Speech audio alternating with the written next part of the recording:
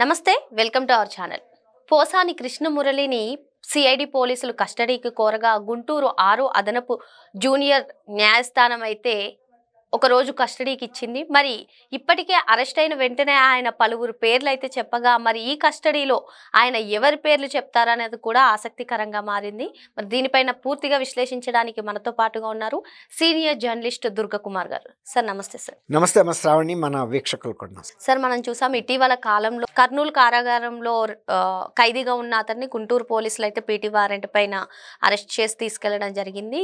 న్యాయస్థానం కూడా ఆయనకి రిమాండ్ విధించడం జరిగింది. సార్ మరి ఇప్పుడు ఏదైతే సిఐడి పోలీసులు కస్టడీ కోరారో ఇదైతే ఆసక్తికరంగా మారింది. ఏంటి సార్ అసలు ఏం జరగబోతుంది? పోసాని కృష్ణమురళి అనే ఒక సినిమా మాటల రచయిత, నటుడు, నిర్మాత. ఆయన చాలా అరెస్ట్ అనేది పెద్ద వివాదాస్పదంగా మారింది. వ్యక్తే వివాదాస్పదం, ఆయన అరెస్టుని కూడా ఆయనే వివాదాస్పదంగా మార్చుకున్నాడు. అంటే అసలు ఆయన్ని అరెస్టు చేయకూడదు అనే దృక్పథంతో ఆయన మాట్లాడుతున్నాడు. అది బయట విలేకరులతోనూ అలాగే మాట్లాడుతున్నాడు, జడ్జెస్తో కూడా అలాగే వ్యవహరిస్తున్నాడు. అంటే ఆయన మరి తనుగా వైఎస్ఆర్సీపీ నాయకుడిని అని చెప్పుకుంటాడు. ఒక సీనియర్ నటుడు, మాటల రచయిత, సినిమా రంగం, తెలుగు సినిమా రంగంలో ఒక ప్రముఖుడు. తర్వాత గతంలో ప్రజారాజ్యం పార్టీ నుంచి అక్కడ గుంటూరు జిల్లాలో ఒక ఎమ్మెల్యేగా కూడా పోటీ చేశాడు, మంగళగిరి నుంచి పోటీ చేశాడు. తర్వాత విద్యాధికుడు, తను ఎంఫిల్ కూడా చేశానని చెప్తారు సెంట్రల్ యూనివర్సిటీలో, హైదరాబాద్ సెంట్రల్ యూనివర్సిటీలో. కానీ ఆయన ప్రవర్తన చాలా వివాదాస్పదంగా ఉంటుంది. తర్వాత న్యాయస్థానాల్లోనూ విలేకరులతో మాట్లాడేటప్పుడు చాలా అపరిపక్వతగానే ఉంటుంది, దుందుడుకుగా కూడా ఉంటుంది. ఆయన్ని ఎలా అర్థం చేసుకోవాలో తెలియట్లేదు. విద్యాధికుడిగా చెప్పినప్పటికీ కూడా ఆయన పబ్లిక్లో ప్రవర్తన మాత్రం ఒక నిరాక్షరాస్యుడి కన్నా కూడా అంతకన్నా హీనంగా కూడా ప్రవర్తిస్తున్నాడు. మీరు అన్నట్టు ఆయన్ని అరెస్ట్ చేసినప్పుడు కూడా ఇక్కడ హైదరాబాద్లో మై హోమ్ భూజా చాలా విలాసవంతమైన గేటెడ్ కమ్యూనిటీలో ఆయన అరెస్ట్ చేయడానికి పోలీసులు వచ్చినప్పుడు ఆయన విలేకరుల సమావేశంలో మాజీ ముఖ్యమంత్రిని, ఆనాటి ప్రధాన ప్రతిపక్ష నాయకుడు చంద్రబాబు నాయుడు గారిని, లేకపోతే లోకేష్ గారిని, పవన్ కళ్యాణ్ గారిని అయితే ఇక ఎట్లాంటి పదజాలంతో నిందించాడో కూడా మనం చెప్పలేము. అంటే తనకి 70 ఏళ్ళు కూడా ఉన్నాయని కూడా ఆయనే చెప్తున్నాడు. మరి 70 ఏళ్ళలో ఉన్న వ్యక్తి, సినిమాల్లో మాటల రచయిత, చాలా పంచి డైలాగులు రాయగలిగిన వ్యక్తి, నటించిన వ్యక్తి, సినిమాలు తీసిన వ్యక్తి ఆ విధంగా మాట్లాడతాడా అంటే చాలా వివాదాస్పదమైనటువంటి వ్యాఖ్యలు చేశాడు, అమానుషమైనటువంటి వ్యాఖ్యలు చేశాడు. జనం చిగ్గుతో తల ఉంచుకున్నారు. ఆయన అరెస్ట్ చేసినప్పుడు కూడా పోలీసుల మీద ఒక దాష్టికంగా వ్యవహరించాలని ప్రయత్నించాడు, కానీ పోలీసులు అతన్ని లెక్క చేయకుండా ఈడ్చుకెళ్ళినంత పని చేశారు.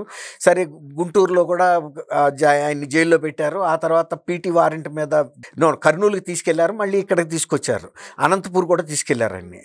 అయితే విషయం ఏంటంటే, ఇప్పుడు ఆయన్ని ఐ థింక్ కర్నూలు నుంచి ఇక్కడ తీసుకొచ్చిన తర్వాత ఇక్కడ ప్రొడ్యూస్ చేసినప్పుడు తను ఏమన్నాడంటే 2 రోజుల్లో కనుక నాకు బెయిల్ ఇవ్వకపోతే నేను ఆత్మహత్య చేసుకుంటానని జడ్జి గారి ముందు బెదిరించాడు. అసలు ఒక ముద్దాయిగా ఉన్న వ్యక్తి, ఆరోపణలు ఎదుర్కొంటున్న వ్యక్తి శాసించలేడు. ఈ బెయిల్ ఇవ్వటం అనేది అది జడ్జి గారి విచక్షణకు సంబంధించిన అంశం, మనం శాసించలేము. కానీ ఆయన రోజులు లేకపోతే నేను ఆత్మహత్య చేసుకుంటానన్నాడు. రెండోది, నేను తప్పు చేయలేదు, తప్పు చేస్తే నరికేయమని చెప్పి ఎమోషనల్ అయిపోయి ఏడ్చేశాడు కోర్టులో. అంత వ్యక్తిత్వం, అంత వయసు, అంత అనుభవం ఉన్న వ్యక్తి న్యాయ వ్యవస్థ గురించి తెలియదు అని అనుకుంటాం చాలా నమ్మలేకపోతున్నాం. రెండోది, అతను ప్రజా జీవితంలో ఎలా మాట్లాడాలో కూడా తెలియకుండా మాట్లాడి, నేను విలేకరుల సమావేశంలో ఇలా మాట్లాడితే అరెస్ట్ చేస్తారన్న అంశం నాకు తెలియదు అంటున్నాడు. అంటే నువ్వు ఒక సెలబ్రిటీవి అనే దృక్పథంతో ఎవరినైనా, వాళ్ళ కుటుంబ సభ్యులను కానీ నీ ఇష్టానికి దూషిస్తే ఎలా ఒప్పుకుంటుంది అనుకున్నాడో చట్టం మనకు అర్థం కాదు. అట్లాగే తను నేను కనుక నేరం చేస్తే నన్ను నరికేయమని అన్నాడు. అసలు అట్లా నరికేసే కన్నుకు కన్ను, పన్నుకు పన్ను లాంటి న్యాయ చేసే వ్యవస్థ భారత శిక్షా స్మృతిలో లేదు. ఇది ఏదైనా కూడా ఒక చట్టం ప్రకారం వెళ్తుంది. అంటే ఏ సెక్షన్ల ప్రకారం నువ్వు నేరం చేసినట్టు రుజువు అయితే ఆ సెక్షన్ ప్రకారం ఎంత శిక్ష చేయాలో అంతే వేస్తారు. అంతే తప్ప ఇది సౌదీలాగా నువ్వు ఒకటి కన్ను పొడిస్తే నీకు కన్ను పడవమని చెప్పరు, నువ్వు అతను చెయ్యి తీస్తే ఇక్కడ చేయి తీయమని చెప్పరు, నరకమని చెప్పరు. కావాలంటే నువ్వు ఘోరమైన శిక్ష నేరం చేస్తే మొన్న మిర్యాలగూడలో వేసినట్టు ఉరిశిక్ష కూడా వేస్తారు. వేయరని కాదు, రేరెస్ట్ ఆఫ్ ద రేర్ కేసులో వేస్తారు. ఇప్పుడు నువ్వు చేసిన నేరానికి ఆ సెక్షన్ ప్రకారం వేస్తారు, ఆగు నువ్వు. అంతేగాని ఇప్పుడే నువ్వు నన్ను నరికేయమని ఏడ్చి కింద కోర్టులో పొరలాడటం అనేది అతను కరెక్ట్ కాదు కదా. ఇప్పుడు ఆయన్ని సిఐడి కస్టడీకి అడిగింది. ఎందుకు అడిగిందంటే వాళ్ళు కూడా ఇతని గురించి సిఐడిలో కేసులు ఉన్నాయి కాబట్టి విచారించాలని. అది ఇంకొక మాట కూడా అన్నాడు, నా మీద ఇన్ని కేసులు ఉన్నట్టు కూడా నాకు తెలియదు అని అన్నాడు. ఇప్పుడు నువ్వు అంతమంది వ్యక్తుల్ని దూషించినప్పుడు ఆయనకి సంబంధించిన వ్యక్తులు, అభిమానులు, శ్రేయోభిలాషులు వివిధ పోలీస్ స్టేషన్లో నీ మీద కంప్లైంట్ చేస్తారు. చేసినప్పుడు వెళ్ళి ఆ కోర్టులకి, ఆ పోలీస్ స్టేషన్కి హాజరవ్వాల్సిన బాధ్యత నీకుంది. లేదంటే నువ్వు లాయర్ ద్వారా రిప్రజెంట్ చేయగలిగితే చేయొచ్చు, చట్టం ఏది చెబితే అది చేయాలి. ఇప్పుడు 6వ అదనపు జూనియర్ జడ్జి ముందు ప్రొడ్యూస్ చేశారు. ప్రొడ్యూస్ చేస్తే ఇప్పుడు సిఐడికి అప్పచెప్పారు. సిఐడికి అప్పచెబితే కూడా ఈయన టెన్షన్ ఫీల్ అవుతున్నాడు. ఇప్పుడు అంతకుముందు రామకృష్ణంరాజు లాంటి వ్యక్తిని పోలీసులు టార్చర్ పెట్టింది వైఎస్ఆర్సీపీలో, అప్పుడు ఆయన నాయకుడిగా చాలామంది అవుతున్నాడు. అలాంటి వ్యవస్థ ఇంకా ఉందనే భయం ఆయనలో మనసులో దాగిపోయింది. నన్ను కూడా తీసుకెళ్ళి సిఐడి వాళ్ళు, అప్పుడు కూడా సిఐడి వాళ్ళే కొట్టింది ఆయన్ని. అట్లా కొడతారనే భయానికే ఆయన మొన్న జడ్జి ముందు ఆ విధంగా అవుట్ బరస్ట్ అయిపోయాడు. ఏడ్ చేయటం, కింద పడి దొరలటం, ఇలాంటివన్నీ వింత ప్రవర్తన, కరెక్ట్ మాట. 70 ఏళ్ళు వచ్చి నీకు పరిపక్వత లేకుండా ఎక్కడ ఎలా ఉండాలో తెలియాలి కదా. ఇప్పుడు నిన్ను సిఐడి వాళ్ళు కస్టడీకి కూడా వాళ్ళు ఏం చేస్తారంటే, ఇప్పుడు గవర్నమెంట్ జనరల్ హాస్పిటల్కి తీసుకెళ్తారు గుంటూరులో, వైద్య పరీక్షలు చేయించిన తర్వాత మాత్రమే వాళ్ళు కస్టడీలోకి తీసుకుంటారు. అక్కడ రికార్డ్ అవుతుంది, సర్టిఫికెట్ చేస్తారు ఇతని హెల్త్ కండిషన్స్, వైటల్స్, అంటే బీపీ ఎంత ఉంది, షుగర్ ఎంత ఉంది, లేకపోతే ఏమన్నా హార్ట్ బీట్ ఎంత ఉంది, ఏమన్నా ఎక్స్ట్రాడినరీగా అనారోగ్యాలు ఏమన్నా ఉన్నాయా, బాడీ మీద ఏమైనా ఇంజరీస్ ఉన్నాయా, అప్పటికే ఇంజరీస్ ఉంటే కూడా అవన్నీ కూడా రికార్డ్ చేస్తారు. అట్లా అనమాట. ఎందుకంటే తర్వాత ఏదైనా జరిగినప్పుడు సిఐడి బాధ్యత వహించాలి.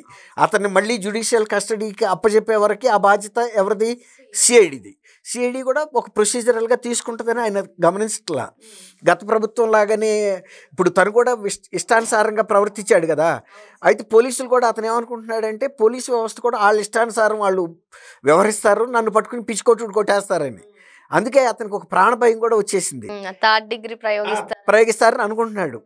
కానీ ప్రతిసాట ఉండదు. నువ్వు ప్రవర్తనలో కనుక, అతను ఆల్రెడీ చెప్పేశాడు, సజ్జల రామకృష్ణారెడ్డి నాకు స్క్రిప్ట్ రాశాడు, నేను అది చదివింది తర్వాత అది వైరల్ చేసింది సజ్జల భార్గవరెడ్డి మీడియాల ద్వారా, సోషల్ మీడియాలో కానీ ఎలక్ట్రానిక్ మీడియాలో అని చెప్తున్నాడు కదా. అట్లాగే ఇప్పుడు సిఐడి కూడా వాళ్ళకుండా ఇన్ఫర్మేషన్ బట్టి క్వశ్చన్స్ ఇంట్రాగేషన్ చేస్తారు. ఇంట్రాగేషన్లో సరైన సమాధానాలు చెబితే వాళ్ళు కూడా ఇతని పట్ల దురుసుగా వ్యవహరించాల్సిన సందర్భం రాదు. అట్లా అని ప్రతి వాడికి వెన్నముద్దలు తినిపించలేరు నేరస్తులకి. వాడు నాకు తెలియదు, నేను మర్చిపోయాను, నాకు గుర్తు లేదు అని ఓవర్ స్మార్ట్ సమాధానాలు చెప్పే సందర్భాల్లో పోలీసులు కూడా మరి వాళ్ళ డ్యూటీ వాళ్ళు చేయాలి కదా. ఇతను చేసిన తప్పులు ఏంటనేది రికార్డు మీదకి తీసుకురావాలి కదా. కాబట్టి అట్లాంటప్పుడు మరీ మనలాగా ఉంటారని కూడా మనం ఆశించలేము. అట్లాంటప్పుడు నీ బాధ్యతగా నువ్వు వ్యవహరిస్తే వాళ్ళు కూడా ఒప్పుకుంటారు. ఏది నువ్వు ఎందుకు చేసావు, ఎవరు చేయమన్నారు, లేకపోతే నువ్వు చేసింది తప్ప, ఓకే చేశానని ఒప్పుకున్నావు అనుకోండి, ఏముండదు. వాళ్ళు అవన్నీ రికార్డ్ చేస్తారు. ప్రతి క్వశ్చన్ రికార్డ్ అవుతూ ఉంటుంది. వాళ్ళ ప్రశ్న ఈ సమాధానం, ప్రశ్న సమాధానం. ఆ తర్వాత వాళ్ళకి కనుక అయిపోద్ది, 1 డేనే ఇచ్చారు ఆయనకి. 1 డే తర్వాత తీసుకొచ్చి మళ్ళీ అదే కోర్టులో ప్రొడ్యూస్ చేస్తారు. అప్పుడు మళ్ళీ తీసుకెళ్ళిపోయి ఆయన్ని జైల్లో పెట్టేస్తారు. ఇట్లా అనమాట. కాకపోతే పోసాని కృష్ణమురళి ఏం చేస్తున్నాడంటే, తను ఒక్కడనే ఫస్ట్ టైం అరెస్ట్ చేస్తున్నట్టు, తర్వాత ఈ వ్యవస్థలన్నీ ఆయన మీద ఏదో కక్ష కట్టినట్టు, చంద్రబాబు నాయుడు గారు, లోకేష్ కానీ ఇవన్నీ. ఇవాళ చంద్రబాబు నాయుడు, లోకేష్ గారు కాదు ఇవాళ అరెస్ట్ చేస్తుంది, చట్టం అరెస్ట్ చేస్తుంది. చట్టం తన పని తను చేసుకుపోద్ది అంటారు కదా, అదే ఇది. అట్లాగే లా హ్యాజ్ ఎ లాంగ్ ఆర్మ్ అని నువ్వు తిట్టేసి వెళ్ళిపోయి మై హోమ్ పూజ లాంటి 25వ అంతస్తులో ఉన్నా కూడా చట్టం అనేది అక్కడ దాకా వచ్చింది, లిఫ్ట్ ఎక్కి వస్తుంది నీ దగ్గరికి అమరావతి నుంచి. అట్లాగే నేను ఆత్మహత్య చేసుకుంటానని ఆయన అన్నాడు. ఇప్పుడు భూజాల్లో నువ్వు 25వ అంతస్తులో ఉన్నావు, నిన్ను రిలీజ్ చేసిన తర్వాత నువ్వు అక్కడి నుంచి దూకుతానంటే కింద ఎవడన్నా నెట్ పట్టుకుని ఉంచుంటాడా? అంతే కదా. నీ ప్రాణం తీసుకున్నాక నీకుంది కాబట్టి నువ్వు ఇక్కడికి వచ్చిన తర్వాత దూకొచ్చు, అప్పుడు ఎవరు కూడా ఆపరు.